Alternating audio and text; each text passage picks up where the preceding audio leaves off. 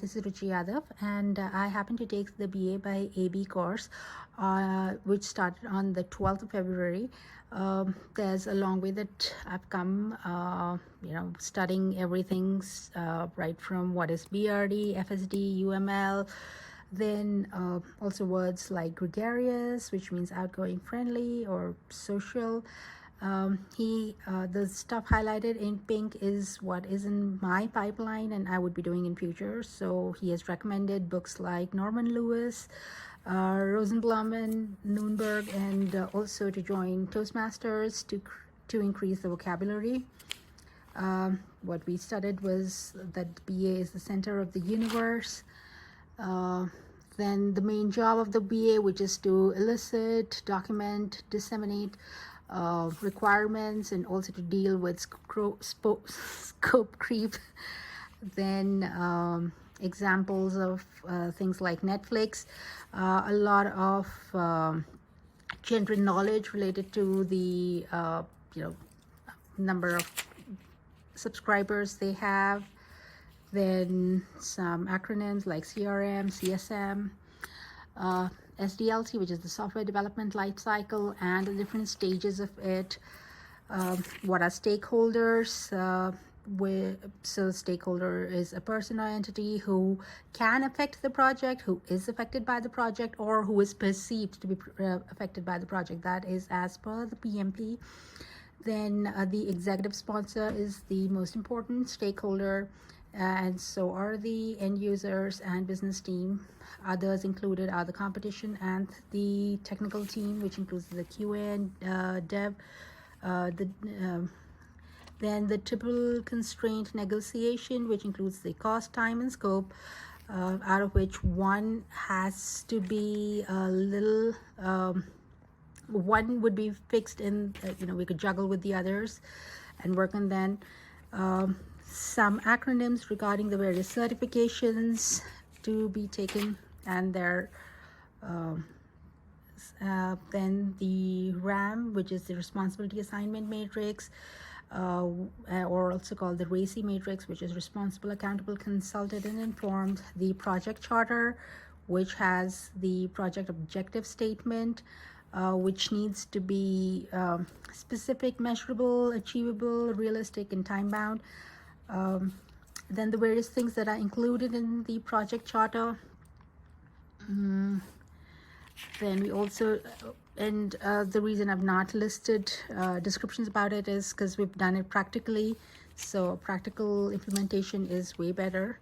Then gap analysis, some examples of it, and it includes the as-is and the to-be diagram.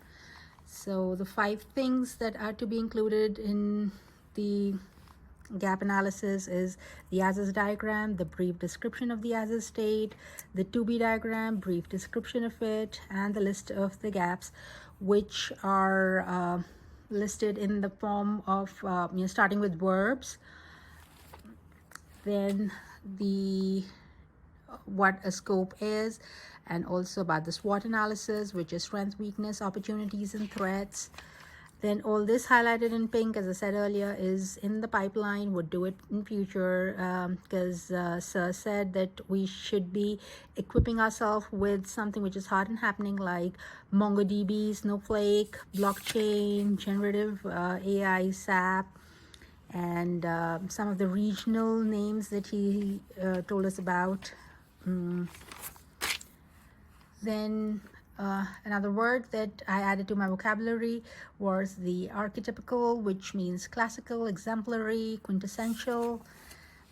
Then splicing up user stories, a brief description of what a BRD is, which is business requirements document, and it includes the business requirements, a statement that has to be memorized.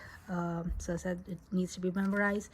Another thing that I've learned here is how to start exploring stuff. So Kano model, probably it will be studied in PMP, but yeah, the 3 levels in it, including basic, performance, and excitement. I did a little bit research on that. More about the BRD, and the various sections in the BRD, like the intro, the project scope, the business process, business requirements, etc.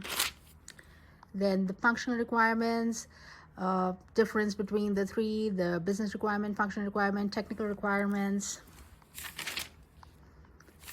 and a little more on this function specification document, also called the use case diagram. These are the examples of the use case diagrams for Word, for Facebook, for Zillow, the CMA, or the comparative market analysis, which was something new that I learned here. Then use case diagram for an ADM, and the use case descriptions, purpose of use case, outlining a use case scenario, difference between alternative and exception, beneficiaries of a use case, which includes developers, QA, business teams, the activity diagram, non-functional requirements, or the NFRs, joint application document, or development, which is the JAD session and the JAR sessions. Difference between the JAD and the JAR is that a JAD would include the JAR session along with the prototypes, which means that the technical people need to be part of it, the tools and techniques, and the process questions. And there's a lot more that has to be studied in future. So thank you.